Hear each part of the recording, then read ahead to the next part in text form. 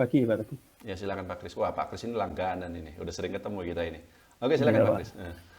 Pak ini mau tanya terkait right issue play gitu Pak.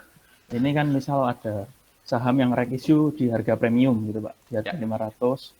Padahal harga sahamnya sekarang masih 400 gitu ya. baja ya. Nah, tahu ya Pak. Nggak Betul tahu Pak. lah, saya masa ya nggak tahu. Silakan terus. Nah, itu apa mungkin Pak? Itu kalau sahamnya itu dibiarin aja di harga sekarang, nggak dikerek ke harga right issue-nya. Nah sekarang saya tanya Pak Kris, ada pembeli siaganya nggak? Ada Pak. Eh, Pembeli siaganya perusahaan afiliasi sendiri. Nah sekarang Pak Kris tahu nggak kalau perusahaan punyanya grup MNC, BABP, tahu BABP? Nama Tahu. perusahaannya apa itu? Itu bank gitu kan Pak. Tapi Bank MNC kurang. Internasional. Heeh. Ya punyanya Haritanu lah. Kan itu reg issue juga tuh. Nah, Ya. ada pembeli siaganya nggak? Nggak Kalau ada, BABP, oh nggak ada ya. nggak ada. Jadi seluruh saham yang diterbitkan senilai total 4 triliun rupiah itu dilempar ke pasar. Nah, oke saya jawab ya. Jadi gini, kalau kita mau menganalisa reg issue, kita harus lihat dari sudut pandang bukan investor, tapi dari pemilik perusahaan. Dalam hal ini, owner dari baja itu sendiri. Biasanya, tujuan reg issue itu kan untuk resminya ya, secara textbooknya, secara teorinya, tujuan reg issue itu adalah untuk menambah modal. Modalnya itu untuk usaha segala macam. Tapi ada juga tujuan tidak resmi. Tujuan yang sebenarnya lebih realnya itu adalah seperti itu apa? Mengambil uang milik investor. Itu kan jualan saham ya. Ya BRI lah, BRI nerbitin saham baru reg issue gitu kan. Nanti masyarakat nebus. Berarti kan negara dapat duit. Bukan negara, BRI dapat duit gitu dari setoran masyarakat. Berarti kan ngambil duit dari masyarakat. BRI itu jualan saham gitu seperti itu gitu.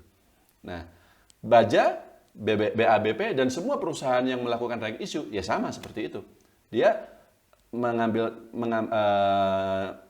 tujuannya itu bisa untuk mengambil dana dari masyarakat. Nah, dan itu bisa dilihat dari satu faktor saja apa? Pembeli siaganya. Kalau ada pembeli siaganya, artinya tujuannya adalah betul untuk menambah modal. Jadi bukan untuk ngambil dana dari masyarakat, ya meskipun itu jadi tujuan sampingannya aja. Tapi tujuannya adalah benar, owner ini mau nambah modal, jadi perusahaannya tetap milik dia sendiri, seperti itu. Untuk ekspansi dan seterusnya. Dan kalau demikian, maka perusahaan tidak punya kepentingan untuk naikin harga sahamnya sampai ke harga reg issue-nya tersebut. Karena secara teori, harga saham itu baru akan ditebus oleh investor retail kalau harga pelaksanaannya di bawah harga pasar. Tapi kalau sejak awal perusahaan berniat menebus sendiri saham baru yang diterbitkan itu, ya harga sahamnya nggak akan dikerek, enggak. Ya udah dibiarin 400 saja. Kalau misalnya investor publik nggak mau masuk, nggak apa-apa. Karena sejak awal tujuannya bukan itu. Beda dengan BABP tadi contohnya. Kan harga pelaksanaannya katanya di 270. Harganya ya dikerek dulu lah. Sampai 500, 400. Jadi kan kelihatannya murah. Ya nggak? Di harga 270 itu. Meskipun sebenarnya kalau secara valuasi ya mahal banget. Perusahaannya apa? Nggak masih kinerjanya jelek. Ini kan cuma jualan bank digital aja segala macam. Tapi karena harganya kelihatannya di bawah harga pasar, kesannya murah, investor pada masuk, MNC dapat duit 4 triliun. Gratis loh itu. Jadi bukan ngutang, bukan apa, nggak usah dibalikin lagi. Nah, tapi jadi dalam hal itu ya, maka harga sahamnya betul harus dikerek sampai di atas harga reg issue-nya. Tapi dalam kasus Baja, enggak.